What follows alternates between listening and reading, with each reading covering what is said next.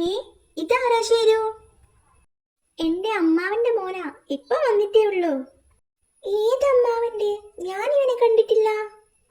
അത് നീ ഏത് അമ്മാവന്റെ മോനാടാ?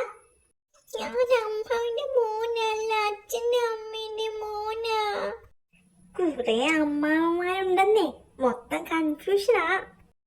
ഏതായാലും ഇരിക്കണ, ഞങ്ങൾ അടിച്ചു പൊളിക്കാൻ പോവുകയാ. നീ എങ്ങോട്ടാ?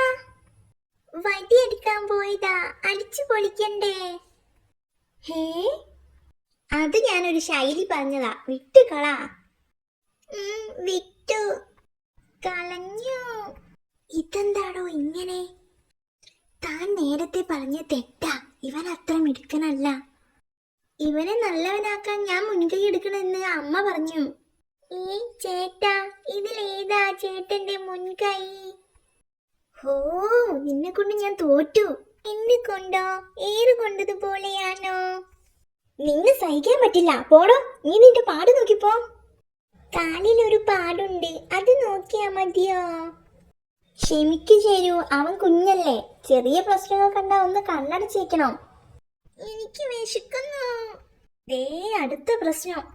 ഞാൻ പോയി വല്ലതും കിട്ടുമോന്ന് നോക്കാം സൂത്ര. ഈ എലിയെ മാത്രമേ കിട്ടിയുള്ളൂ, ഇതിനെ അകത്താക്കി മിണ്ടാതിരുന്നോണോ.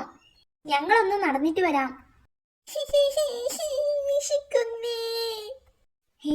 പയ്യൻ പിന്നെ കരച്ചിലായി. എലിയെ തിന്നിട്ടും വിശപ്പോ? തിന്നില്ലാലോ, അകത്താക്കാനല്ലേ പറഞ്ഞത്. ഞാൻ ഗുഹയുടെ അകത്താക്കി പുറത്തു കാവൽ നിന്നു. അവ അകത്തിരുന്ന് പ്രശ്നമുണ്ടാക്കിയ കണ്ണടിക്കാൻ പറഞ്ഞില്ലേ. ഞാൻ കണ്ണടിച്ചിരുന്നപ്പോ അവ ഇറങ്ങി ഓടി.